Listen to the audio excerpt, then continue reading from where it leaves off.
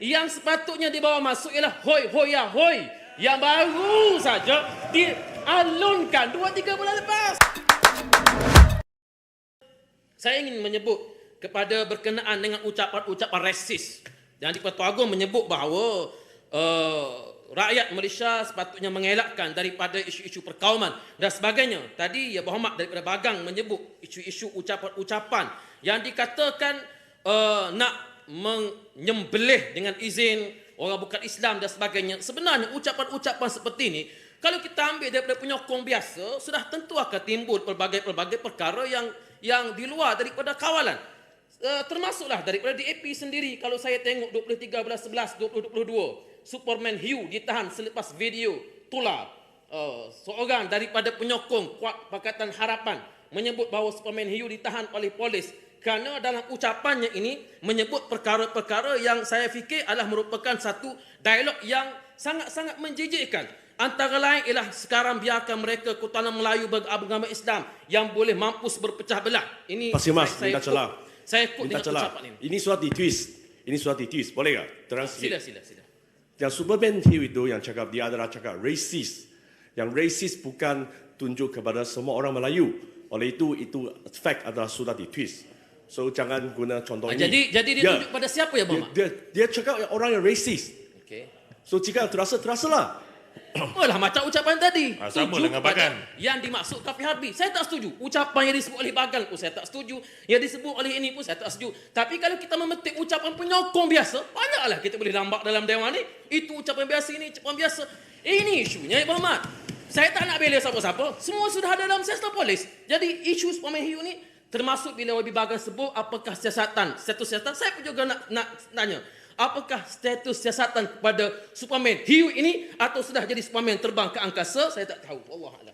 Baik, itu isunya. Sebab itu, kalau nak sebut ucapan resis, mari kita kumpulkan ucapan resis yang disebut oleh ahli-ahli dewan ini. Salah seorang daripada ahli dewan ini menyebut, kalau PAS mentadbir negara, negara akan menjadi Taliban. Negara akan menjadi Taliban. Itu ucapan yang bersifat resis. Kenapa dikaitkan pula PAS dengan Taliban? Seolah-olah kalau kita takbir negara PAS jadi Taliban. Tuan-tuan, Kelantan telah ditakbir oleh PAS lebih daripada 30 tahun. Di negeri Taliban manakah sistem Buddha yang paling besar di Asia Tenggara boleh dibiarkan untuk terus berada di negeri Kelantan? Adakah Kelantan menjadi negeri Taliban?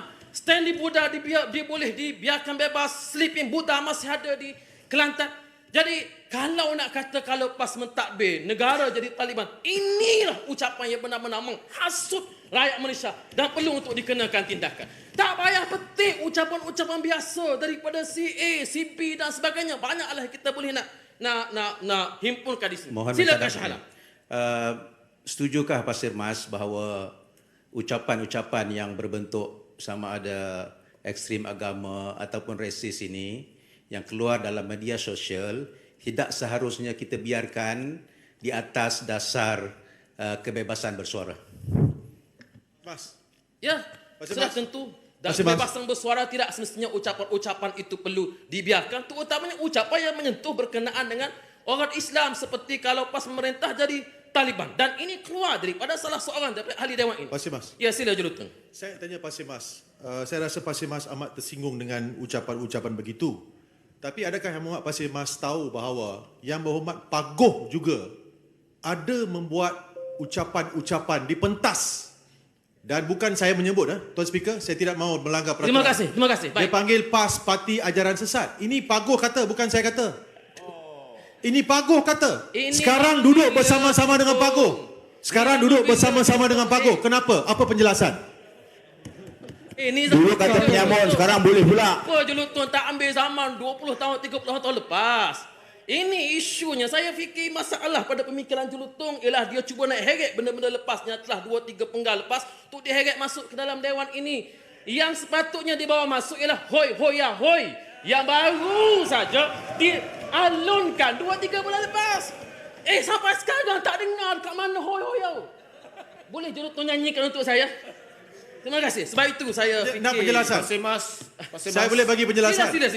Pasir Mas, tadi saya kurang setuju dengan kenyataan Pasir Mas mengatakan kenyataan mengheret PAS tu seolah-olah kita buat tuduhan atau dia melibatkan umat Islam. Tidak. PAS tidak boleh mewakili keseluruhan umat Islam.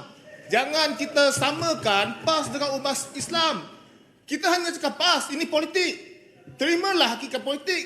Mana ini segala politik ini, jangan kita dicampurkan dengan isu agama. PAS memang tidak mewakili Biar. keseluruhan orang Islam. Biar, Terima kasih. saya habiskan Saya, dulu, kalau baru yang ini. di-Pertua bagi masa pada saya sejam pun tak apa, saya bagi peluang pada semua ahli Muhammad untuk nak berbahas.